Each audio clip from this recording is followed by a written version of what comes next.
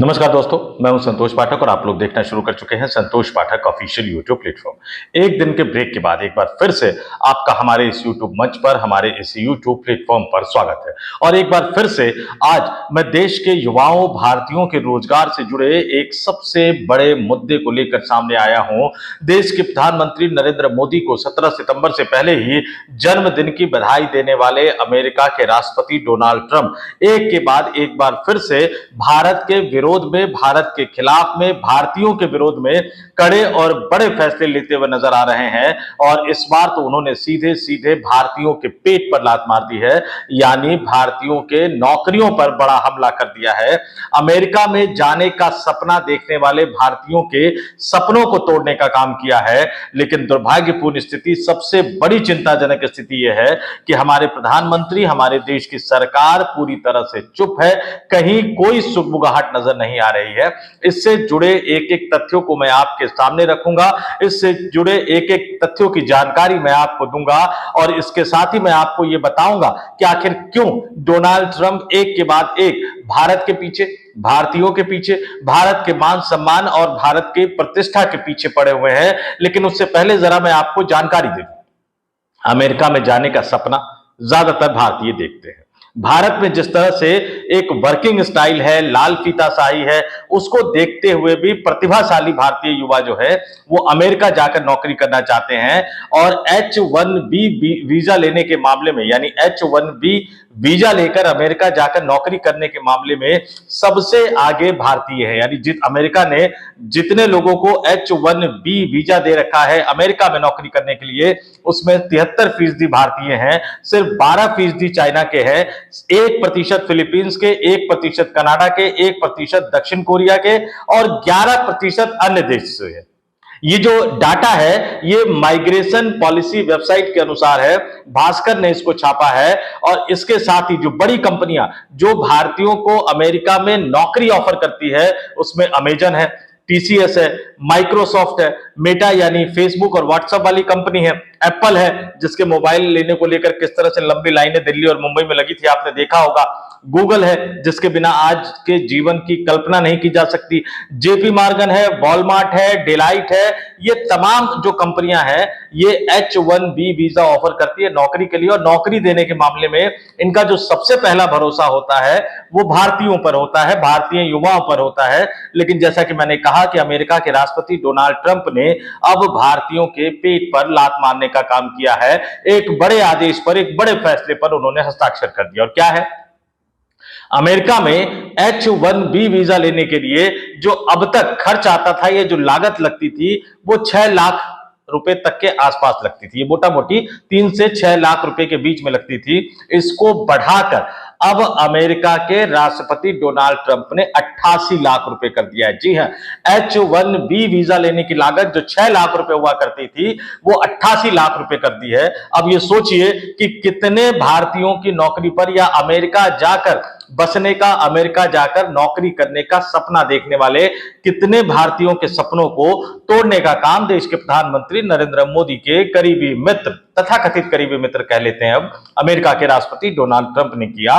और वो भी जो कुछ दिन पहले नरेंद्र मोदी को उनके जन्मदिन की बधाई देते हुए नजर आ रहे थे। तो अमेरिका के राष्ट्रपति किस तरह से भारत को घेरने की कोशिश करते हुए नजर आ रहे हैं उसकी एक बानगी भर है। इससे पहले भी पिछले 3-4 दिनों के दौरान एक एक करके अमेरिका ने जितने बड़े फैसले लिए भारत के खिलाफ, वो अपने आप ये बताता है कि आखिर वो किस दिशा में जा रहे हैं, वो क्या सोच रहे हैं, किस तरह से सोच रहे हैं। अब मैं जरा इसका पूरा आपको विवरण देता हूं कि अमेरिका के राष्ट्रपति डोनाल्ड ट्रंप ने शनिवार को व्हाइट हाउस में एक ऑर्डर पर साइन किए।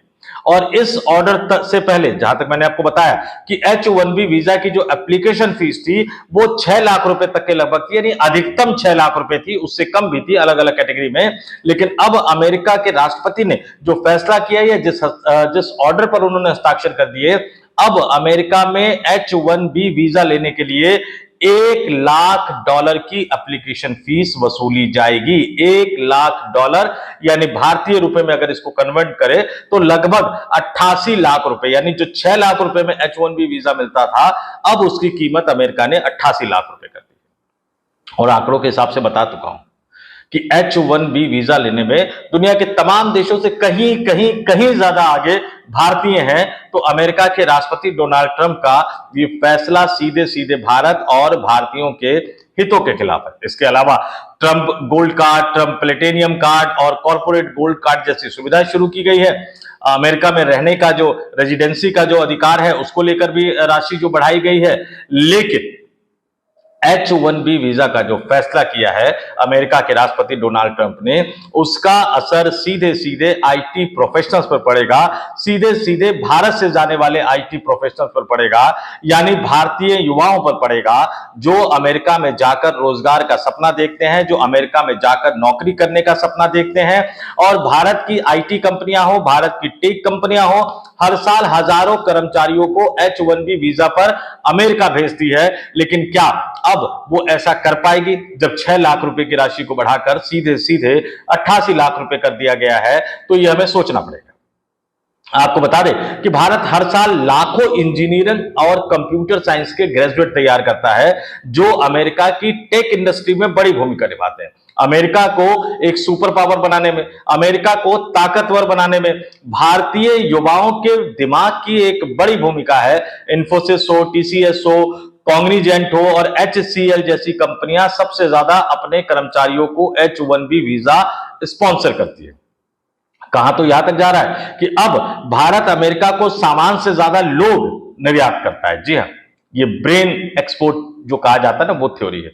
हम सामान नहीं भेजते बहुत ज्यादा अमेरिका को, लेकिन हम इंजीनियर भेजते हैं, कोडर भेजते हैं, छात्र भेजते हैं, युवा भेजते हैं। लेकिन क्या अब महंगी फीस होने के कारण, यानी 6 लाख से बढ़ाकर 88 लाख कर देने के कारण, क्या भारतीयों का अब वहां पर जा पाना संभव होगा? आप अगर जाएंगे मीडिया में तो तमाम तरह की खबरें हैं, तमाम तरह का विश्लेषण है। क्या, कैसे कहा गया, ये फैसला क्यों किया गया अमेरिका के राष्ट्रपति डोनाल्ड ट्रंप द्वारा, और इसका क्या असर पड़ेगा, ये निश्चित तौर पर एक अपने आप में बहुत बड़ी बात है। और ये H1B वीजा जो होता है ये 3 साल के लिए वैध होता है, फिर अगले 3 साल के लिए इन्हें दोबारा से रिन्यू किया जाता है। तो 3 साल के वीजा के लिए आप क्या समझते हैं कि क्या कंपनियां अब स्पॉन्सर करेगी भारतीय युवाओं को? और ये इकलौता फैसला नहीं है। मैं पिछले 1 साल से ज्यादा समय से डोनाल्ड ट्रंप क्या कर रहे हैं, कैसे कर रहे हैं, उनका जिक्र नहीं करूंगा, उनके बारे में बात नहीं करूंगा। मैं सिर्फ पिछले कुछ दिनों की बात करता हूं, बल्कि मैं इसको ऐसे भी कह सकता हूं कि पिछले कुछ घंटों की बात करता हूं कि क्या क्या किया अमेरिका के राष्ट्रपति डोनाल्ड ट्रंप ने। जरा सोचिए, अमेरिका के राष्ट्रपति डोनाल्ड ट्रंप ने भारत को ड्रग तस्करों वाले देशों की सूची में डाल दिया। और किसके साथ? कुछ दिन पहले पाकिस्तान के साथ। और क्या कहा उसमें? ड्रग तस्करी और अवैध ड्रग प्रोडक्शन करने वाले देशों की लिस्ट में, जिसमें पाकिस्तान, अफगानिस्तान, चीन, कोलंबिया, बोलिविया और वेनेजुएला जैसे देश शामिल है, उसमें अमेरिका के राष्ट्रपति ने भारत को भी शामिल कर दिया है। और ट्रंप ने सोमवार को अमेरिकी संसद को सौंपी गई प्रेसिडेंशियल डिटर्मिनेशन रिपोर्ट में कहा है कि इन देशों में, जिसमें भारत का नाम लिया उन्होंने, पाकिस्तान का नाम लिया उन्होंने, अफगानिस्तान, चीन, कोलंबिया, बोलिविया और वेनेजुएला सहित 23 देशों का नाम लिया, कि इन देशों में अवैध ड्रग्स उत्पादन और तस्करी अमेरिका और उसके नागरिकों की सुरक्षा के लिए खतरा है। ट्रंप ने कहा कि ड्रग तस्करी, खासकर फेंटेनाइल जैसे घातक ड्रग्स ने अमेरिका में नेशनल इमरजेंसी जैसे हालात पैदा कर दिए हैं। यह पब्लिक हेल्थ संकट का कारण बन रहा है और 18 से 44 साल के अमेरिकियों की मौत की प्रमुख वजह है। और भारत को भी उन्होंने इसमें घसीट लिया, भारत को भी उन्होंने इसमें डाल दिया। लेकिन इसके साथ ही एक और फैसला कर दिया उन्होंने, ईरान के चाबहार पोर्ट को लेकर जो भारत को जो छूट दी गई थी, उस छूट को अमेरिका ने एक तरह से रद्द कर दिया। अमेरिका ने उस छूट को वापस ले लिया, अमेरिका ने उस छूट को कैंसिल कर दिया। और ये पूरी जानकारी आपको दे दूं कि उसका फर्क कैसे भारत पर पड़ेगा कि अमेरिका ने ईरान के चाबहार बंदरगाह को विकसित करने की अनुमति देने वाली 2018 की प्रतिबंध में जो छूट दी थी उन्होंने भारत को, वो वापस ले ली है। अब 29 सितंबर से अमेरिकी ट्रेजरी चाबहार बंदरगाह का संचालन करने वाले व्यक्तियों पर प्रतिबंध लागू करेगी। ऐसे में अगर कोई भी व्यक्ति या कंपनी चाबहार बंदरगाह का ऑपरेशन संभालती है तो उस पर अमेरिका में प्रतिबंध लग जाएगा। यह भारत के लिए एक बड़ा झटका माना जा रहा है। भारत ने चाबहार बंदरगाह को विकसित करने में अरबों रुपए का निवेश किया। मैं दोबारा बता दूं, ईरान के चाबहार बंदरगाह को विकसित करने में भारत ने अरबों रुपए का निवेश किया है और ऐसे में अमेरिका द्वारा जो ये प्रतिबंध में जो छूट दी गई थी इसको वापस ले लेने के बाद ना सिर्फ भारत के निवेश, भारत की इन्वेस्टमेंट के डूबने का खतरा पैदा हो गया है, बल्कि इससे भारत की रणनीतिक तैयारियों को भी झटका लगेगा। इससे पहले हम और आप तमाम लोग जानते हैं कि किस तरह से अमेरिका ने भारत पर 50% टैरिफ लगाकर भारत की कमर तोड़ने की कोशिश की है। शुरुआत कहां से हुई, याद कीजिए, भारतीय अप्रवासियों को बेड़ियों में जकड़कर, हाथों में हथकड़ियां लगाकर मिलिट्री विमान से भेजने की बात हो, भारत पर एक के बाद टैरिफ लगाते हुए उस टैरिफ को 50% यानी दुनिया में सबसे अधिक टैरिफ लगाने की बात हो, भारत के मान सम्मान, भारत के प्रधानमंत्री की प्रतिष्ठा को बार बार घायल करने, चोटिल करने, नुकसान पहुंचाने का मामला हो, ना जाने कितने बार वो दावा कर चुके हैं कि 144 करोड़ की जनसंख्या वाला दुनिया का सबसे विशाल लोकतांत्रिक देश भारत उनके धमकी में, उनके धमकाने के बाद झुक गया। क्योंकि बार बार वो कह रहे हैं, भारत के बार बार दावे के बाद भी वो कह रहे हैं कि उन्होंने भारत के प्रधानमंत्री को फोन करके, उन्होंने पाकिस्तान को फोन करके दोनों देशों को व्यापार रोकने की धमकी देकर युद्ध विराम करने पर मजबूर कर दिया। और वो एक बार नहीं, 5, 10, 15, 20, 25, 30 पता नहीं अब कितनी बार कहते हुए नजर आ रहे हैं, लेकिन भारत के प्रधानमंत्री की हिम्मत नहीं हो पा रही कि वो खुलकर कह दे कि डोनाल्ड ट्रंप साहब झूठ बोल रहे हैं, रिश्ते अच्छे हैं, रिश्ते बिगड़े हैं, कौन किसके साथ खेल रहा है, कौन किसको घेरने की कोशिश कर रहा है। इन तमाम बातों से अलग हटकर जो सीधे सीधे नजर आता है कि एक तरफ जहां एक्स पर पोस्ट खेला जा रहा है, दूसरी तरफ जन्मदिन की बधाई दी जा रही है, जिसे भारतीय जनता पार्टी की ट्रोल किट जो है और मोदी साहब का जो पूरा इकोसिस्टम है वो ये बताता है कि देखो डोनाल्ड ट्रंप साहब झुक गए हैं। लेकिन झुके कहां जनाब, रुके कहां जनाब, ठहरे कहां जनाब? वो तो बार बार भारत की मान मर्यादा और प्रतिष्ठा को नुकसान पहुंचा रहे हैं, भारतीयों के रोजगार की संभावनाओं को छीन रहे हैं, भारत के आर्थिक विकास को नुकसान पहुंचाने की कोशिश कर रहे हैं, भारत के इन्वेस्टमेंट को नुकसान पहुंचाने की कोशिश कर रहे हैं। और हमारे प्रधानमंत्री जन्मदिन की बधाई से ही खुश नजर आ रहे हैं, जन्मदिन की बधाई से ही संतुष्ट नजर आ रहे हैं। सवाल तो उठेंगे, कई तरह के सवाल उठेंगे, बार बार ये सवाल उठेंगे। और अब जो H1B वीजा को लेकर जो फैसला किया है अमेरिका के राष्ट्रपति ने, जिस फैसले पर उन्होंने हस्ताक्षर कर दिए हैं, वो भी अपने आप में एक बड़ा सवाल उठ रहा है, बड़ा सवाल पूछा जा रहा है कि आखिर देश के प्रधानमंत्री नरेंद्र मोदी कब बोलना शुरू करेंगे। ड्रग्स वाले देशों की सूची में भारत को डाल दिया गया, भारत के इन्वेस्टमेंट को नुकसान पहुंचाने की कोशिश की गई, अब भारत के युवाओं के सपनों को तोड़ने की कोशिश की जा रही है। आप अंतर देखिए, जो H1B वीजा की जो एप्लीकेशन फीस 6 लाख रुपए तक थी,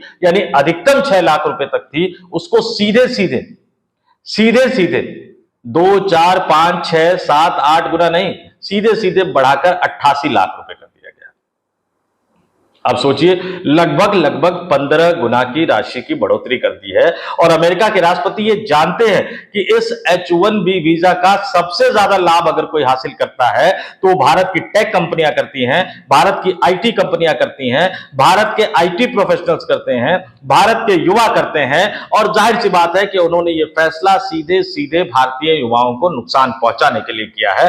तो अब आप कमेंट करके मुझे जरूर बताइएगा कि अमेरिका के राष्ट्रपति डोनाल्ड ट्रंप के लगातार लिए जा रहे इन फैसलों को आप किस नजरिए से देखते हैं और क्यों देश के प्रधानमंत्री नरेंद्र मोदी जवाबी पलटवार नहीं कर पा रहे हैं।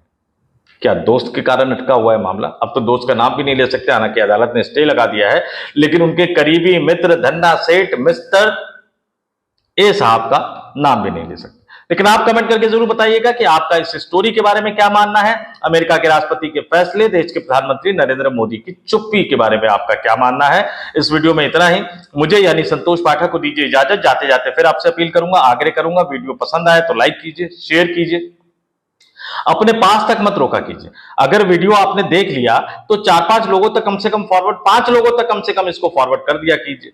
और अगर आप नए नए दर्शक के तौर पर जुड़े हैं तो हमारे इस YouTube प्लेटफॉर्म को सब्सक्राइब भी कर लीजिए। अपने 2-4 दोस्तों से अगर सब्सक्राइब करने की अपील करेंगे तो भी हमें बहुत अच्छा लगेगा, हमें बहुत मदद मिलेगी।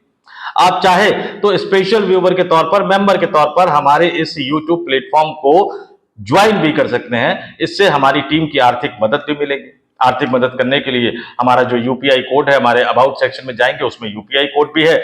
स्क्रीन पर मैं अपना क्यूआर कोड भी दिखा रहा हूं, आप इसके जरिए भी हम तक अपनी आर्थिक सहायता पहुंचा सकते हैं। तो इस वीडियो में इतना ही, मुझे दीजिए इजाजत। आप तमाम लोग देखते रहिए संतोष पाठक ऑफिशियल यूट्यूब प्लेटफॉर्म। नमस्कार।